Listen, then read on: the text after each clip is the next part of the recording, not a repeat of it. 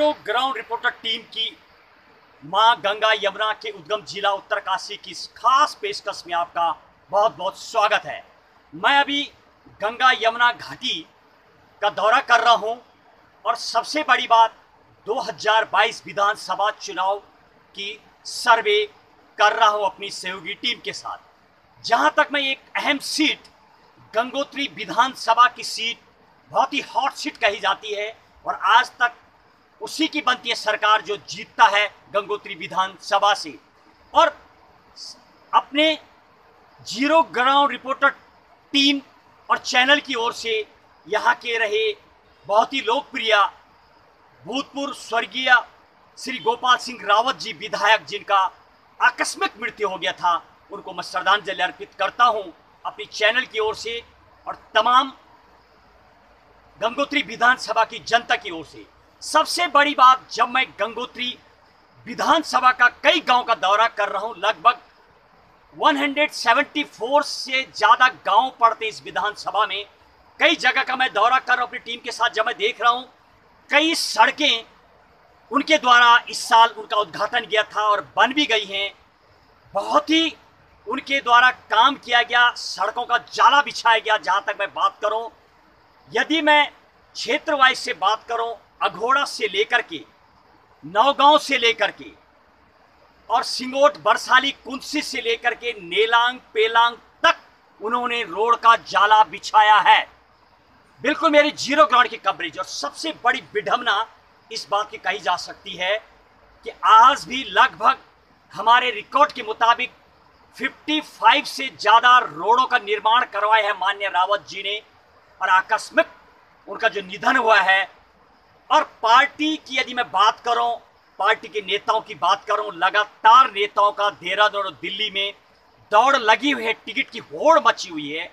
लेकिन पार्टी ही न तो पार्टी वही कार्यकर्ता कोई भी ये तक बोलने को तैयार नहीं है। 2 बार माननीय विधायक जी जीते इस विधानसभा से।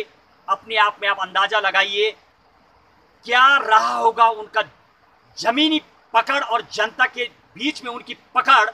शायद मैं समझता हूं जमीनी नेता थे वो, और उनके नाम पर अभी तक शायद कोई भी जो उन्होंने रोड बनाई है, कम से कम पार्टी के कार्यकर्ता और पार्टी के नेताओं को ये भी सोचना चाहिए उनके नाम से कम अघोड़ा नेलांग पिलंग ऐसी जगह रोड बनाई गई है उनके द्वारा जहां शायद असंभव था। कम से कम उन रोडों का नाम माननीय गोपाल जी के रावत जी के नाम होना चाहिए। कोई भी पार्टी का कार्यकर्ता, पार्टी शायद इस बात के लिए लड़ने को तैयार नहीं है और लगातार टिकट के पीछे भाग रही। जहां तक मैं यहाँ की राजनीति की बात करूं, उठक पटक मचा हुआ है। और बीजेपी में यदि बात करूं तो माननीय बहुत ही दिग्गज नेता रहे और पिछली बार 2017 में इलेक्शन लड़ा था माननीय सूरतराम नौटियाल जी, उनकी पार्टी में वापसी हो चुकी है ताजपोशी के साथ। और कई नेता लाइन में खड़े हैं बीजेपी की यदि बात करूं, सुरेश चौहान, लोकिंदर बिष्ट, पवन नौटियाल, जगमोहन रावत, चंदन पंवार और माननीय सूरतराम जी भी अभी तैयार है। कहीं ना कहीं अभी टिकट की बात तो अलग है, लेकिन मेरी सर्वे के मुताबिक जब मैं गांव का दौरा कर रहा हूं, निस्पोर भराणगांव और कंवा तक रोड पर मैं जब गया तो बहुत ही शानदार रोड बनाई गई है। माननीय स्वर्गीय रावत जी के द्वारा उनका उद्घाटन किया गया था।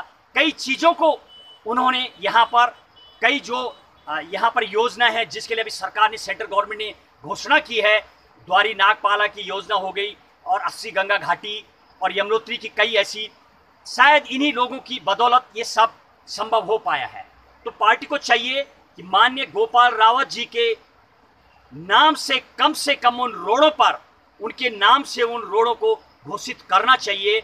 अभी बीजेपी की सरकार है स्टेट में और साथ में सेंटर में भी, और पार्टी के लिए उन्होंने काम किया है। ऐसे योद्धा जो 2 बार जीते हैं, और शायद मैं समझता हूं उनके लिए सच्ची श्रद्धांजलि हुई पार्टी की ओर से। यदि पार्टी को तुरंत माननीय मुख्यमंत्री धामी जी जो अभी हैं, बहुत ही काम कर रहे हैं, वो यहाँ पर चाहिए कि उनके नाम से सड़कें हों ताकि लोग उनके काम को हमेशा उनको याद किया जा सके। और उनके काम की वास्तविक ही मैं तारीफ करूंगा। जब मैं गांव का दौरा कर रहा हूं, नेलांग पेलांग अघोड़ा से लेकर मैंने ऐसी जगह गांव का दौरा किया जहां रोडें असंभव थी और उनके प्रयासों से ही हो पाया है। और दिखा तुम आपको, और गांव का दौरा। क्या आएगी कोई पार्टी, क्या कभी कर पाएगी बीजेपी और पार्टी मंथन कि उनके नाम से कोई पार्टी में बोले, कोई लड़े? ऐसे योद्धा जो 2 बार जीते हैं, जमीनी पकड़ रही है, कई सालों से उन्हें पार्टी की सेवा की है। देखिए आज विधानसभा चुनाव की मीडिया सर्वे पर मेरी जीरो ग्राउंड की कवरेज, और यही पूछ रही है जनता, क्या कहती है जनता। दिखाते हैं आपको जीरो ग्राउंड के हालात। जय हिंद, जय भारत।